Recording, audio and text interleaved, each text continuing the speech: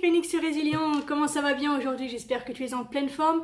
Bienvenue dans cette vidéo un peu particulière dans le sens où elle est un peu hors série puisque d'habitude je ne fais pas de vidéo le dimanche. Mais aujourd'hui nous ne sommes pas n'importe quel dimanche. Nous sommes le dimanche 1er juillet 2018.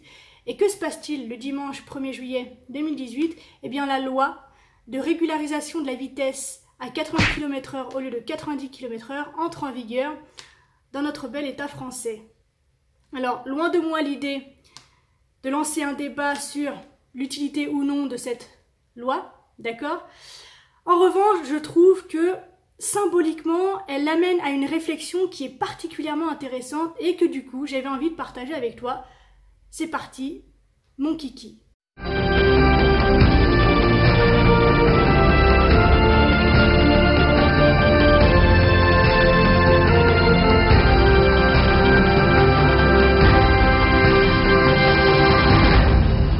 Alors, avant de commencer, j'aimerais me présenter auprès de celles et ceux qui ne me connaissent pas encore. Je suis Marie Perron, fondatrice de Phénix Coaching, et ma mission, à travers cette chaîne YouTube notamment, c'est de te pousser à t'engager, à apprendre à t'aimer pour atteindre la véritable liberté, qui pour moi est celle de l'esprit et de l'être. D'accord? Donc si ça t'intéresse de recevoir mes conseils, mes méthodes, mes théories, mes techniques, mes outils, pour pouvoir accéder enfin à l'amour de toi qui va te donner l'opportunité d'avancer dans cette véritable liberté, n'hésite pas à t'abonner, à appuyer sur la petite clochette pour être notifié de chaque nouvelle vidéo qui apparaît sur la chaîne et nous pourrons entamer ou continuer ce voyage ensemble. Maintenant que ça s'est dit, donc, entrons dans le vif du sujet concernant cette loi donc des 80 km/h. À mon humble avis, ce n'est que le mien et une fois de plus je ne veux pas lancer de débat, la véritable problématique sur les routes, c'est pas la vitesse. Parce que, pour moi, de manière logique, plus on roule vite, quelque part, plus, justement, on a besoin d'être concentré. Donc, la vitesse n'est pas un défaut au niveau de la concentration et, même si c'est un facteur, certes, des accidents de la route, je pense que ce n'est pas le principal. Pour moi, le principal facteur d'accident de la route, c'est la concentration des conducteurs. Il ne faut pas être pilote professionnel pour se rendre compte qu'un mec devant toi qui vire un peu à gauche et puis hop, qui donne un coup de volant à droite, est en train de faire complètement autre chose que de regarder la route. D'accord? Je pense que le vrai danger à travailler, en fait, il est là. Alors qu'un mec qui roule à 110 au lieu de 90, il n'a pas le temps de regarder son téléphone. C'est évident. D'accord? Parce que justement, la vitesse demande de la concentration. Donc du coup, où je veux en venir? Quelle réflexion nous porte à faire cette loi qui entre en vigueur aujourd'hui? Eh bien, je pense qu'en fait, il n'y a pas que sur la route qu'il faut qu'on ralentisse. Parce que la concentration du conducteur, elle est appelée par quoi? Déjà, ne serait-ce que par le code de la route. C'est-à-dire qu'il faut regarder les panneaux, il faut regarder le compteur, il faut regarder le plan d'essence, il faut regarder le rétroviseur au-dessus, il faut regarder le rétroviseur derrière, il faut surveiller les enfants qui sont derrière. D'accord? Il faut faire attention du coup au mec de devant qui regarde son téléphone, il faut faire attention au mec qui s'apprête à nous doubler, il faut faire attention au mec en face qui nous double et qui arrive sur nous alors qu'il reste peut-être 300 mètres encore à parcourir. Bref, déjà, rien que le code de la route, c'est le bordel. La concentration du conducteur n'est pas sur ce qu'il doit véritablement faire, c'est-à-dire la sécurité, conduire convenablement.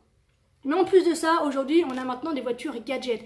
C'est-à-dire qu'en plus de surveiller donc les panneaux, la route, le mec de derrière, le mec de devant, il faut qu'on tripote le GPS, on a les lecteurs DVD qui gueulent derrière, on a éventuellement du coup le téléphone qui est connecté au reste de la voiture pour pouvoir téléphoner, pour pouvoir envoyer les SMS en parlant, mais du coup, on n'est pas, une fois de plus, sur ce qu'on fait.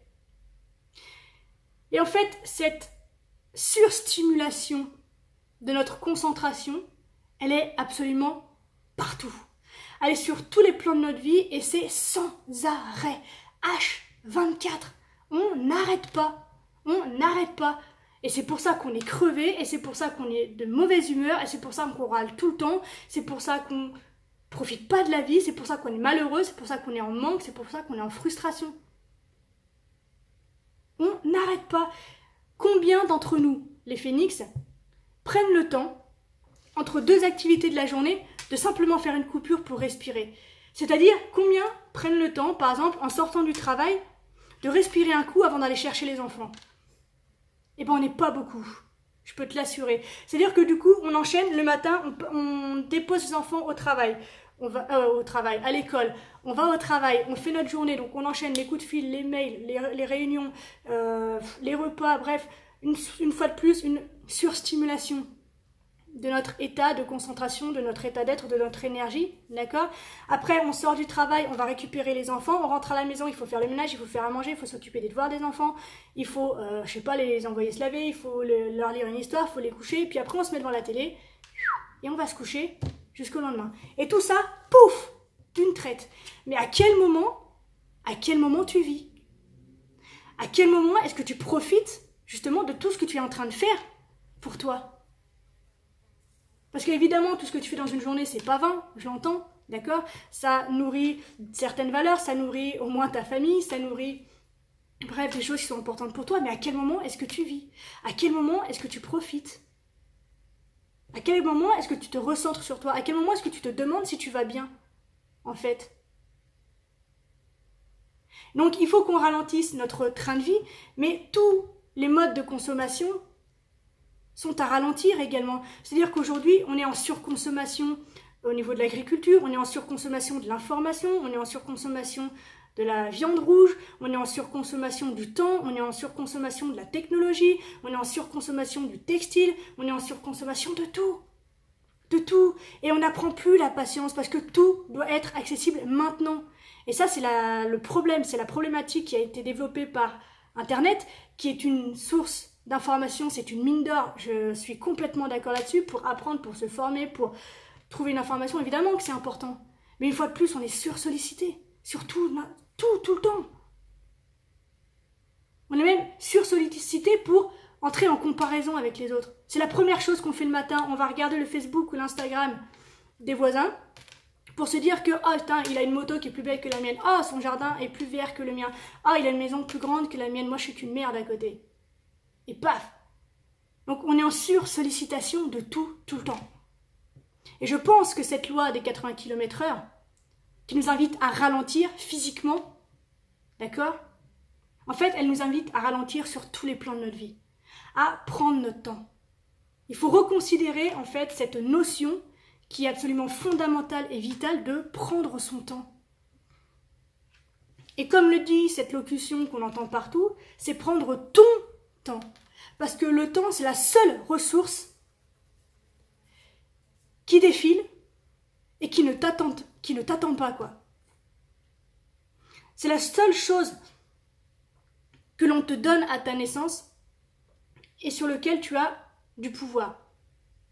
C'est la seule chose sur laquelle ton pouvoir est absolument total. Et à quoi est-ce qu'on passe? En fait, à tout. À des choses qui sont futiles, qui sont superficielles, qui sont, furtives, donc on ne profite pas, donc du coup, qui crée de la frustration. D'accord? Et on n'a plus cet art de vivre, en fait, qui va dans la patience, qui va dans la lenteur. Marcher lentement, ça n'empêche pas d'arriver. À aucun moment. À ton avis, La Fontaine, il n'était pas con parce qu'en plus, le lièvre et la tortue, on l'a fait scientifiquement parlant, d'accord? Ce sont des tests qu'on a réellement réalisés. Entre le lièvre et la tortue, dans la vraie vie, qui arrive véritablement à franchir la ligne d'arrivée en premier? Eh bien, c'est pas le lièvre. Parce que le lièvre, il est sursollicité, justement. Hop, il va bouffer une carotte par là, il va bouffer une graine là-bas, il va sauter un peu par là, oh, l'herbe est plus verte là-bas. Donc, il saute comme ça, hop, de partout. Alors que la tortue, certes, elle marche lentement, hein, mais elle est concentrée, là où elle doit aller. Et elle y va à son rythme. Elle n'a pas besoin que Amazon lui livre sa salade, là, maintenant, tout de suite. Elle sait que sur le bord du chemin, paf, et à un moment donné, elle pourra manger sa feuille de salade. Elle n'a pas besoin que... on lui dise que...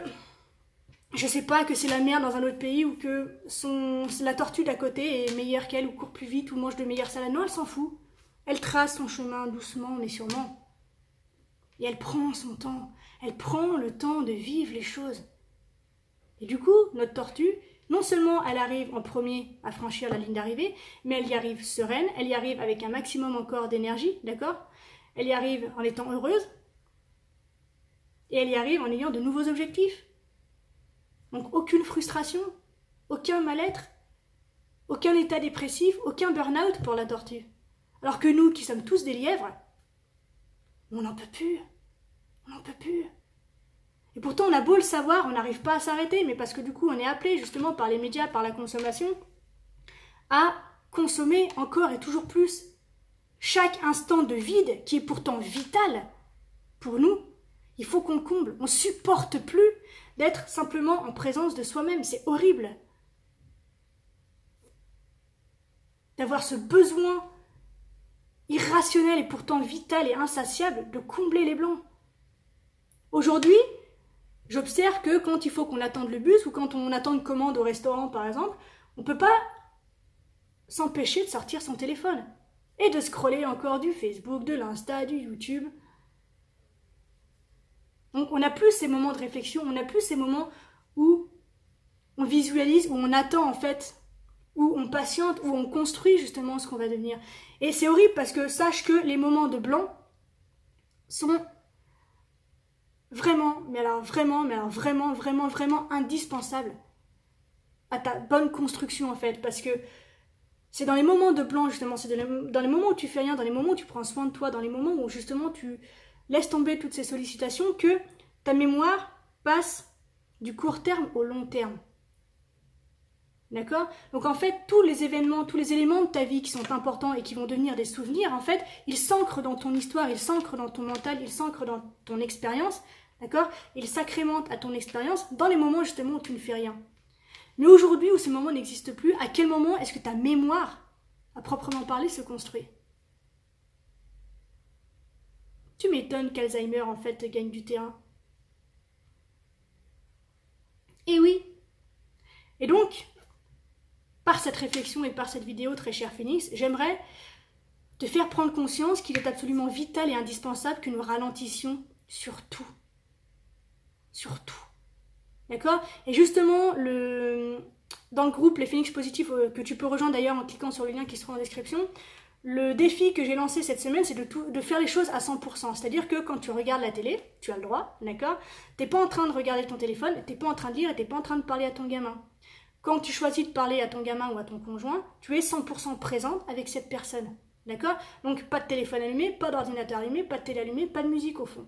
Quand tu écoutes de la musique, t'es pas en train de parler à quelqu'un, t'es pas en train de regarder ton téléphone, t'es pas en train de faire le ménage, t'es pas en train de faire la vaisselle. Tu es là présentement sur ce que tu fais. D'accord? Et entre deux activités, prends le temps de respirer, oh là là. D'accord? Prends le temps de respirer.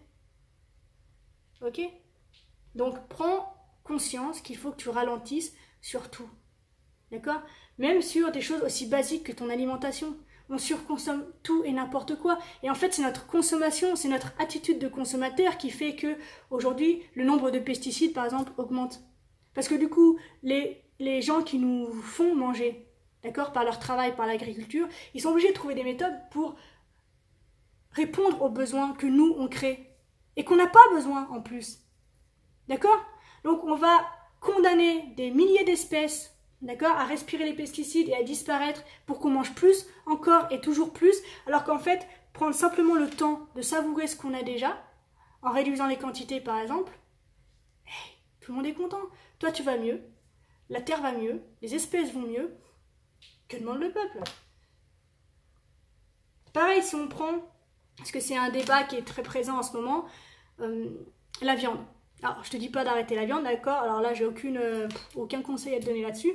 En revanche, on sait maintenant, c'est scientifiquement prouvé, que la consommation que nous avons aujourd'hui de viande rouge est dangereuse pour notre santé.